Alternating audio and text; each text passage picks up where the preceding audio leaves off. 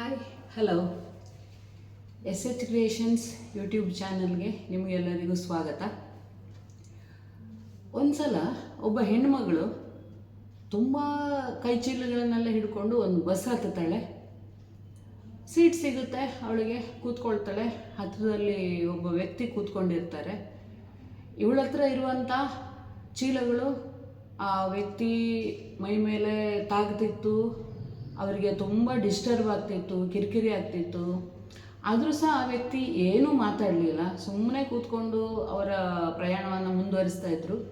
ಆಗ ಈ ಹೆಣ್ಮಗಳು ಕೇಳ್ತಾಳೆ ಅವ್ರ ಹತ್ರ, ಸಾರಿ, ನನ್ನ ಚೀಲ ತುಂಬ ನಿಮಗೆ ಟಚ್ ಆಗ್ತಾಯಿದೆ, ಕಿರಿಕಿರಿ ಆಗ್ತಾಯಿದೆ, ದಯವಿಟ್ಟು ತಪ್ಪು ತಿಳ್ಕೊಳ್ಬೇಡಿ ಅಂತ ಹೇಳ್ತಾಳೆ. ಅದಕ್ಕೆ ಆ ವ್ಯಕ್ತಿ ಏನೂ ಹೇಳೋದಿಲ್ಲ, ಸುಮ್ಮನೆ ಮುಗುಳ್ನಕ್ಕೂ ಹೊರಗಡೆ ನೋಡ್ತಾ ಕೂತ್ಕೊಳ್ತಾರೆ. ಈ ಹೆಣ್ಣುಮಗಳು ಪುನಃ ಕೇಳ್ತಾಳೆ, ಯಾಕೆ ನಿಮಗೆ ಕಿರಿಕಿರಿ ಆಗ್ತಾ ಇಲ್ವಾ? ನನ್ನ ಬ್ಯಾಗ್ಗಳೆಲ್ಲ ನಿಮಗೆ ಟಚ್ ಆಗ್ತಾ ಇದೆ ಆವಾಗಿಂದನೂ, ನಿಮಗೆ ಆರಾಮಾಗಿ ಕೂತ್ಕೊಳ್ಳಿಕ್ಕೆ ಆಗ್ತಾ ಇಲ್ಲ, ನೀವು ಯಾಕೆ ಏನೂ ಮಾತಾಡ್ತಾ ಇಲ್ಲ ಅಂತ ಕೇಳ್ತಾಳೆ. ಅದಕ್ಕೆ ಆ ವ್ಯಕ್ತಿ ಕೊಟ್ಟ ಉತ್ತರ ಏನು ಗೊತ್ತಾ? ತುಂಬ ಸುಂದರವಾದ ಉತ್ತರ. ಯಾಕೆ ಕಿರಿಕಿರಿ ಆಗಬೇಕು? ನಮ್ಮ ಪ್ರಯಾಣ ತುಂಬ ಚಿಕ್ಕದು.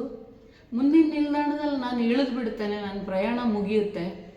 ಅಲ್ಲಿ ತನಕ ನಾನು ಇದನ್ನೆಲ್ಲ ಸಹಿಸ್ಕೊಂಡ್ರೆ ಮುಗ್ದೋಯ್ತಲ್ವ, ನನ್ನ ಪ್ರಯಾಣನೇ ಮುಗ್ದೋಗುತ್ತೆ.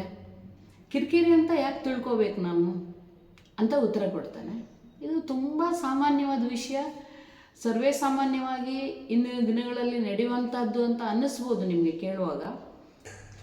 ಆದರೆ ನಮ್ಮ ನೈಜ ಬದುಕಿನಲ್ಲಿ ಇದನ್ನು ಅಳವಡಿಸ್ಕೊಂಡಾಗ ಎಷ್ಟು ಸತ್ಯ, ಎಷ್ಟು ಸುಂದರ ಅಂತ ನನಗನ್ನಿಸ್ತು. ಹಾಗಾಗಿ ನಾನು ಇದನ್ನು ನಿಮ್ಮ ಜೊತೆ ಹಂಚ್ಕೊಳ್ತಾ ಇದ್ದೇನೆ. ಎಷ್ಟೋ ಜನ ನಮಗೆ ಮನಸ್ಸಿಗೆ ಘಾಸಿ ಮಾಡಿರ್ತಾರೆ, ನೋವುಂಟು ಮಾಡಿರ್ತಾರೆ. ಆ ಮಾತುಗಳನ್ನು ಕೇಳಿದಾಗ ಕೋಪ ಬಂದಿರುತ್ತೆ, ಹೋರಾಟ ಮಾಡಿರ್ತೀವಿ, ಹಾರಾಟ ಆರ್ಭಟ ಎಲ್ಲದನ್ನೂ ಮಾಡಿರ್ತೀವಿ. ಆದರೂ ನಾನು ನಿಮ್ಗೆ ಹೇಳೋದು ಒಂದೇ ಮಾತು, ಯಾರು ಏನೇ ಹೇಳಿದ್ರು ಆದಷ್ಟು ಶಾಂತವಾಗಿರಿ. ಯಾಕೆ ಅಂದರೆ ನಮ್ಮ ಪ್ರಯಾಣ ತುಂಬ ಚಿಕ್ಕದು. ಯಾವ ನಿಲ್ದಾಣದಲ್ಲಿ ನಾವು ಇಳಿಬೇಕು ಅಂತ ನಮಗೆ ಗೊತ್ತಿಲ್ಲ, ಆ ದೇವರಿಗೆ ಮಾತ್ರ ಗೊತ್ತಿರುವಂಥದ್ದು. ನಮ್ಮ ನಿಲ್ದಾಣ ಬಂದಾಗ ನಾವು ಇಳಿದು ಹೋಗಬೇಕಾಗತ್ತೆ. ಆದ್ದರಿಂದ ಇನ್ನೊಮ್ಮೆ ನಾನು ಹೇಳ್ತಾ ಇರೋದು, ಯಾರು ಏನೇ ಹೇಳಲಿ, ಏನೇ ಅವಮಾನ ಮಾಡಲಿ, ನಿಮ್ಮನ್ನೆಷ್ಟೇ ನಿರ್ಲಕ್ಷ್ಯ ಮಾಡಲಿ, ಶಾಂತವಾಗಿರಿ, ಅವರನ್ನು ಕ್ಷಮಿಸಿ, ನಿಮ್ಮ ಕೆಲಸ ಏನಿದೆ ಅದನ್ನು ಮಾಡ್ತಾ ನಿಮ್ಮ ಪ್ರಯಾಣನ ಮುಂದುವರಿಸ್ಬೇಕು. ಎಷ್ಟೋ ಜನ ನಮ್ಮನ್ನು ತುಂಬ ಕೆಟ್ಟದಾಗಿ ಕಮೆಂಟ್ ಮಾಡಿರ್ತಾರೆ. ಆದರೂ ನೀವು ಅವರನ್ನು ಅವಮಾನ ಮಾಡಲಿಕ್ಕೆ ಹೋಗಬೇಡಿ.